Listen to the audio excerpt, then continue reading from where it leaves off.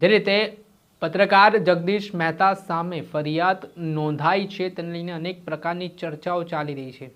Rajkot crime branch ખાતે તેમના વિરુદ્ધ કોપીરાઇટ્સ અને ખંડણી સહિતની કલમો હેઠળ ગુનો દાખલ થયો છે ને ગઈકાલથી જ જબરજસ્ત મામલો ગરમાયો છે। જગદીશ મહેતા પોતે વિડીયોના માધ્યમથી લોકો સમક્ષ આવ્યા છે, તેમણે નિવેદન આપ્યું છે ને તેઓ કામમાં અતિ વ્યસ્ત હોવાની વાત તેઓ નિવેદનમાં કરતા જોવા મળ્યા છે।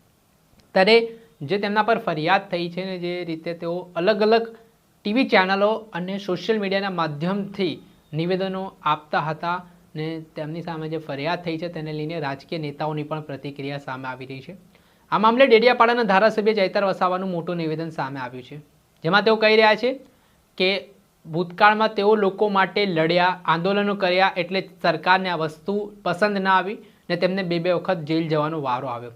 ત્યારબાદ તેમણે જગદીશ મહેતા વિશે વાત કરતા કહ્યું કે જગદીશ મહેતા લોકોના પ્રશ્નોને લઈને જે રીતે કામગીરી કરી રહ્યા છે, લોકોના મુદ્દાઓ ઉઠાવી રહ્યા છે, ત્યારે સરકારને આ વસ્તુ પસંદ ના આવીને તેમની સામે ગુનો દાખલ થયો। ત્યારે આગામી સમયમાં તેમણે આંદોલનની પણ ચીમકી ઉચ્ચારી છે। સાંભળો પહેલા ધારાસભ્ય ચૈતર વસાવા। 30 વર્ષના ભારતીય જનતા પાર્ટીમાં જે પ્રકારે આજે શાસન ચાલી રહ્યું છે, ભય, ભૂખ અને ભ્રષ્ટાચારનો લોકોને અનુભવ થઈ રહેલો છે। તમે જોયું હશે કે પ્રશાસન છે, એમનું તંત્ર છે, બધાનો ઉપયોગ વિપક્ષના ધારાસભ્યને દબાવવા માટે થઈ રહ્યું છે। અમારા જેવા ધારાસભ્ય બોલીએ અમને પણ જેલો થાય, અમારા નેતાઓ બોલે એમને પણ જેલો થાય, ખેડૂતો બોલે એમને પણ જેલો થાય, અને હવે તો હદ થઈ ગઈ। ગુજરાતના વરિષ્ઠ પત્રકાર જગદીશ મહેતા પર ખોટો કેસ કરીને આ નાયબ મુખ્યમંત્રી હર્ષભાઈ સંઘવી અને એમના પોલીસે સાબિત કરી દીધું છે કે કોઈ પણ વ્યક્તિ સાચી વરવી વાસ્તવિકતા આઈનો બતાવવાના પ્રયાસો કરશે એમણે જેલમાં જવું પડશે।